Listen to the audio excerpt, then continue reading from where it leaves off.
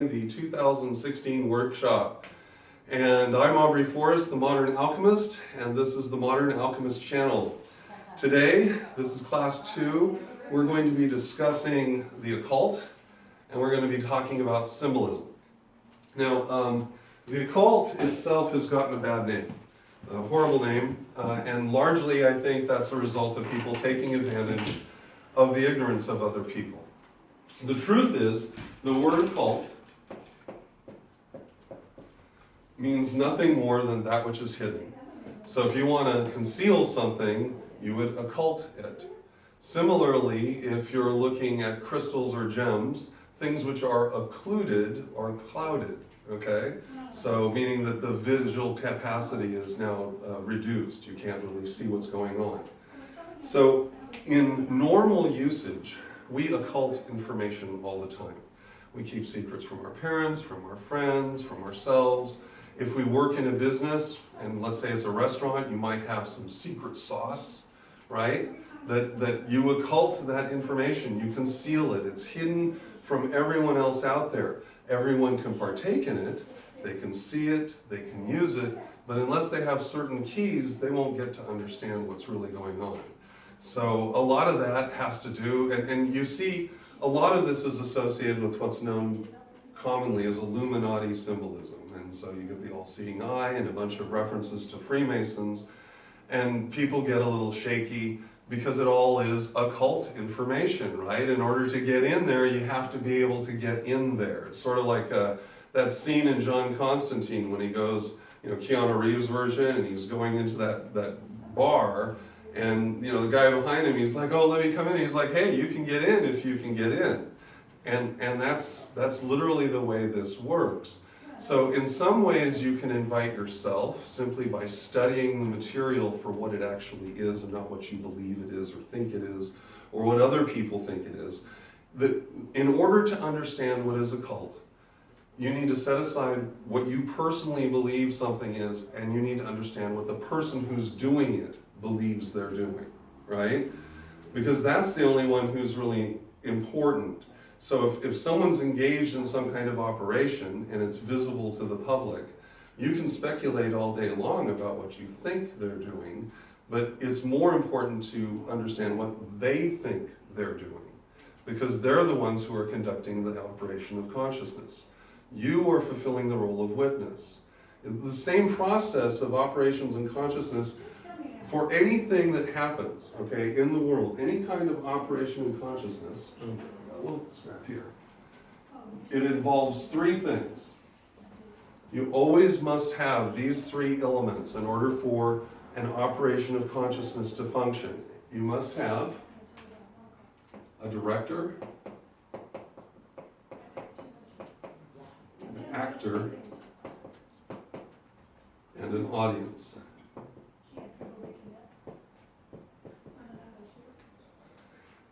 And as you move up from bottom to top, you'll have degrees of illumination. So in the case of a wedding, all right, the priest is fulfilling the role of director, the wedding couple are fulfilling the role of the actors, and of course you have witnesses who are the audience. This is conducted in every single operation of legal stuff. Any legal operation requires this. This could be a judge and jury and witnesses, right? So these are all operations which we see regularly, and of course in movies you see this, right? This is a description of every movie you've ever seen, where there's the director who has the clear image. I want things to be here. I want this can to face this way. I want these people to be looking in that direction when I'm shooting them. The actors may or may not actually understand what they're doing, and the audience does not need to understand anything. They need only to observe, so that what they're seeing is emplaced in general consciousness. So all of the stuff that we're going to talk about today deals with expressions of consciousness. Every symbol. And symbols come in different flavors, all right? A simple symbol, there's a simple symbol, which is just a thing, like for instance, a cross, okay? A cross all by itself, this, That is just a simple symbol, okay? And in order to understand what this means, you would have to understand all of the associated narratives of this symbol, plus the context from which it's drawn. Last week, I mentioned that the worst thing you could do is take a symbol outside of its context and then try to interpret it, because now you're losing all the referential material that actually defines the symbol as it is. This is probably the greatest problem with occult information, is because as we extract the symbols, we lose the context wherein they're living, wherein they reside. And so if you do that, then you lose the meaning. A more complex symbol is what I call a cognitive thought form. Okay? And this can take the form of anything from a statue or a flag or currency, but what these are layered symbols. Okay, so if you pull out your dollar bill, that thing is just layered and layered and layered in symbolic meaning and relevance. In order to fully understand it, though, you need to understand who designed the bill, what they were thinking, what they probably believed, what their cosmology is, what their ideology is, and how that applies to the concept of currency. The dollar bill as a symbol is probably one of the single most potent cognitive thought forms on the planet, simply by virtue of the fact that every single function of human consciousness will touch a dollar bill at some point. That's amazing. And the reason I say that is because the petroleum is purchased with US dollars. Like the petroleum industry is standardized under this. If you follow the politics of petroleum, you'll find the reason why we're at odds with Russia and a few other states is because they would like to use a different form of currency to establish what the oil is built under. Symbols like this are really, really important because it's not just economics, it's grappling with human consciousness. Right now, for anyone to drive their car, heat their food, or build pretty much anything in the modern 21st century, you're going to need some kind of petroleum product. Either someone will have driven it there, made it there, constructed there, the devices you're using will incorporate petroleum or built on it. It's really quite remarkable. So the power of that bill, the power of that currency, is tied to every single intention that is tied to human activity. And the reason it's apple green is because that color is literally a symbol associated with alchemical creativity. It is the alchemist color. It's the point at which you would take and bring that color up here. And we'll talk about that later in moving around chakras in later lesson, talking about opening the third eye. But specifically, if symbolically, if we look at, there are three aspects which are known as the prima materia. These are the three prime elements, symbolically, that create other things, and they have colors. So over here we have Mercury, and it's yellow. We have salt, which is blue. And don't get this confused later, because this red and blue will mean something entirely different later. And sulfur, which is red.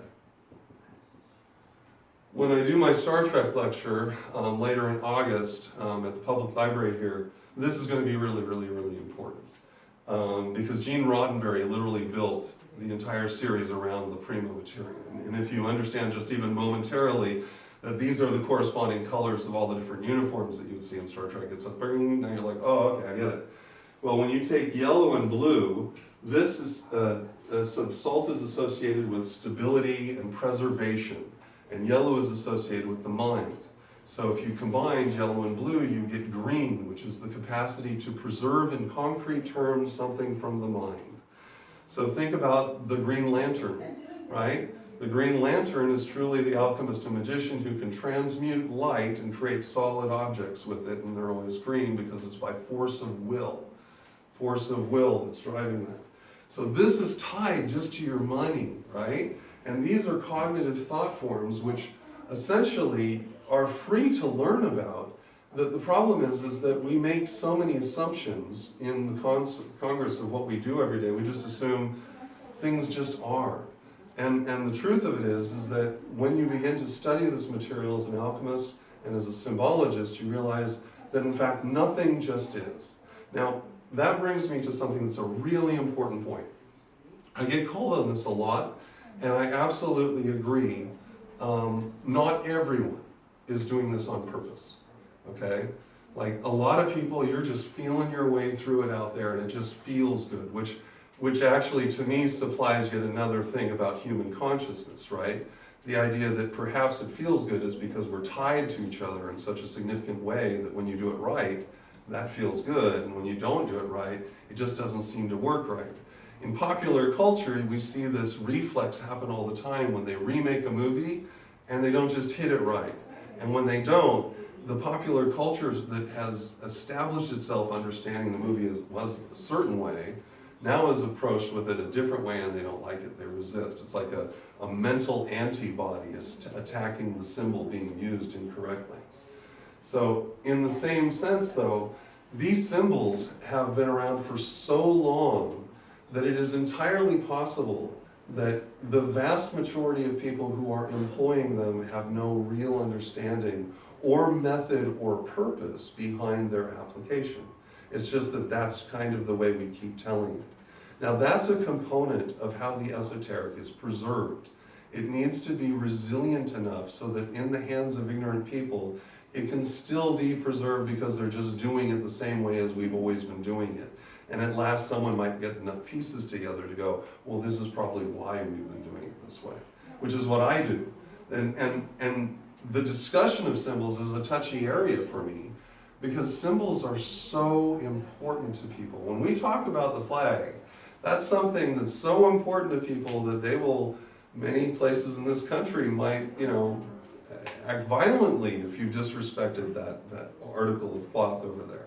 I myself have taken an oath to protect it when I was in the military. So, I functioned, my first interest in flags actually came from my service in the Navy because I was a signalman and I was approached with a whole book full of flags, which is how the Navy and all the merchant vessels and military vessels communicate to each other visually as they're like riding alongside each other. They'll pull up a bunch of different flags and someone like me would go, okay, they're going to be doing this and it's going to take this long. You basically can get an idea without having to send a message.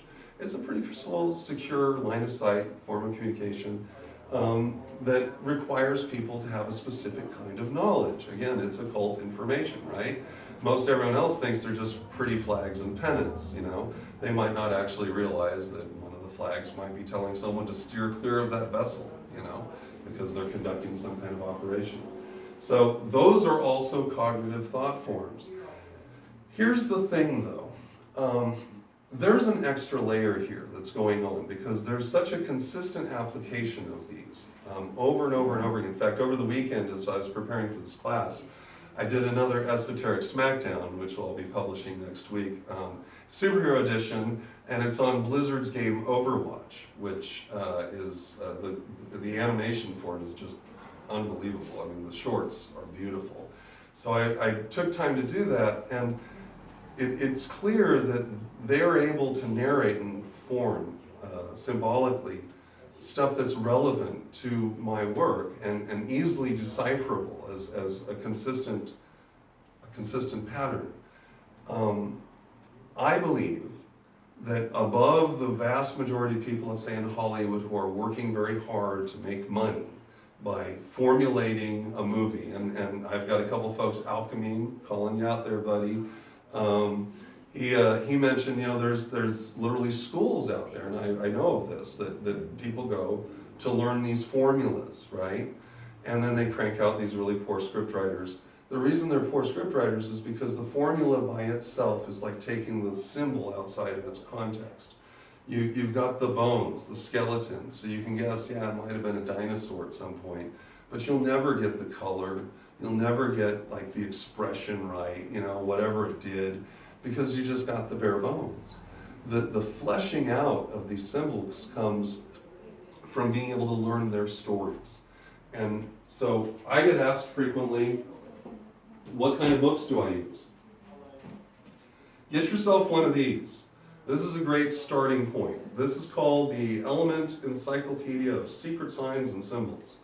This is just basically a collection of symbols. Not all of them are shown, but they are explained. And it will get you at like the basement or ground level of what is taught about these symbols. And from that, you can extrapolate their deeper associated meanings. But until you actually get familiar with the fact that there's a whole book of these floating around, right? You'll never realize that you're surrounded by them all the time. We are literally in this room, completely surrounded by 100 different symbols and multiple cognitive thought forms of deep complexity, like the statue of Mithras slaying the bull that we talked about last week. So this is something that you want to get. It doesn't have to be this book, but something like this that can help you crack that code and begin to start seeing that certain symbols are being repeatedly used in certain contexts, regardless of culture. Another book that you want to get yourself in order to understand symbols, and it doesn't have to be this one, I just grabbed this off my shelf. This is a mythology quick reference guide. You need to start learning these symbols. And you need to learn the stories behind the symbols, because it's the story that will give you the character of what you're looking at. If you're looking at a particular deity, you want to see what, not just what they look like, what are they doing, right? And remember, when you're looking at a god or a goddess, you are looking at a super duper complex cognitive thought form, wherein their entire body is expressing something. And that brings me to the next point. There is a huge difference between, or let me back up. Not a difference. When dealing with symbols, the language of symbols is entirely visual. You can be completely deaf and interpret the symbol in perfect clarity because it is always something that you are looking at, which requires you to then consider that your symbol should be looked at from as many perspectives